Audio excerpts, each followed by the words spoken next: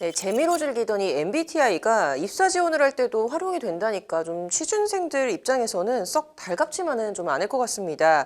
김 기자, 이게 법적으로 좀 문제가 되진 않나요? 네, 아무래도 취업 준비생들은 자신의 MBTI 유형이 채용에서 좀 불리하게 작용되지는 않을까 걱정이 될 것 같습니다. 이에 제가 김정현 법무법인 창경 변호사를 만나서 관련 내용을 직접 들어봤는데요. 김 변호사는 일단 30인 이상 기업에서 채용 절차법이라는 것이 적용이 된다면서도 MBTI는 해당 법에서 금지하는 영역은 아니라고 대답했습니다. 직접 들어보시겠습니다. 사실 기업에서 사람을 채용하는 것은 어떻게 보면 사적 자체의 영역이긴 하죠. 다만 이제 상시 근로자가 30인 이상 되는 곳 같은 경우에는 이 채용 절차법이라는 것이 적용이 됩니다. 근데 채용 절차법에서는 저희가 이 최소한의 공정성을 확보하기 위해서 이 직무 수행하고 무관한 개인 정보들은 요구하는 것이 금지가 되어 있어요. 그런데 MBTI 검사지 같은 경우에 이런 채용 절차법에서 금지하고 있는 개인 정보냐라고 묻는다면 그거는 아닐 것 같아요. 그래서 네, 앞서 살펴봤듯 어떤 곳은 뭐 외형적인 이 유형만 지원하라고 하든지 아니면 또 뭐 INFP나 ENTP는 뭐 지원하지 말아달라고 하는 등 좀 특정 유형을 제한하는 채용 공고들이 좀 곳곳에서 보이더라고요. 그래서 이거 어떻게 보면 좀 차별이라고 볼 수 있을 것 같은데 어떤가요? 네, 말씀하신 것처럼 특정 유형을 우대한다거나 제한한다는 곳을 쉽게 찾아볼 수 있었습니다. 이에 대해 김 변호사는 신체적 차별에 해당할 수 있다고 말했습니다. 이어서 들어보시겠습니다.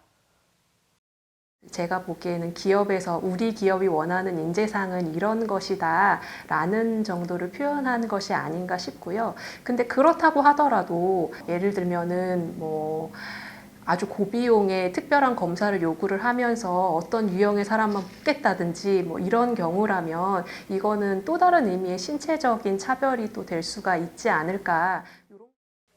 네, MBTI가 뭐냐라고 물어봤을 때 사실 뭐 저도 그렇긴 하지만 좀 대부분의 사람들이 인터넷에서 많이 떠돌고 있는 이 무료 간이 검사 결과를 말하는 것 같아요. 그런데 이게 정식 검사가 또 따로 있다고요?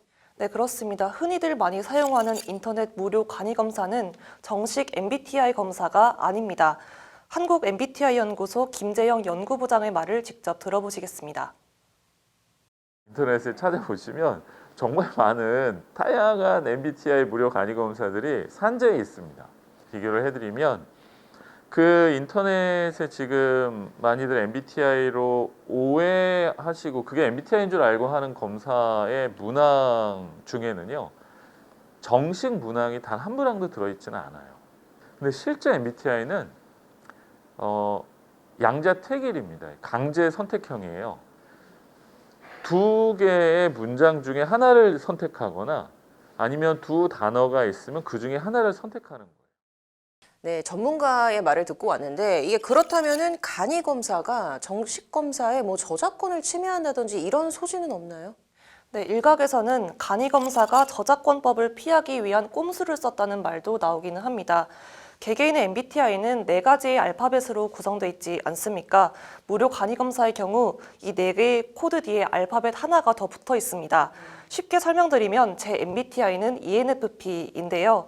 제가 무료 간이 검사를 해본 결과 ENFP-T라고 해서 뒤에 이 T라는 코드가 더 있는 겁니다.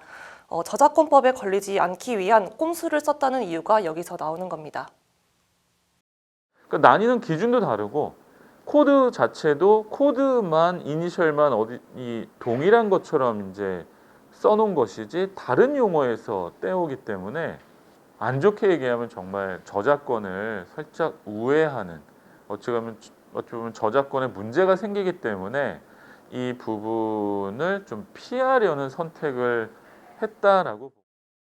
네, 그렇긴 하지만 법적 책임을 묻기는 좀 힘들다는 게 법조계 설명입니다.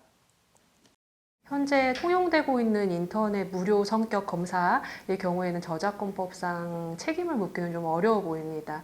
매우 적은 수의 단어 조합으로 이루어져 있다 보니까 저희가 저작권법상 보호가 되는 창작성 있는 표현이라고 보기가 어렵고요. 그리고 저작권 침해가 되려면 이 실질적 유사성이라는 것이 인정이 되어야 되는데 그냥 성격 유형 명칭 부분을 일부 차용한 정도로는 실질적 유사성이 있다고 좀 단언하기는 어렵지 않나 하는 생각.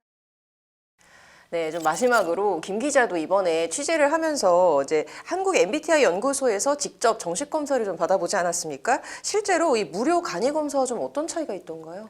네, 제가 간이 검사와 정식 검사 모두 해봤는데 완전히 달랐습니다.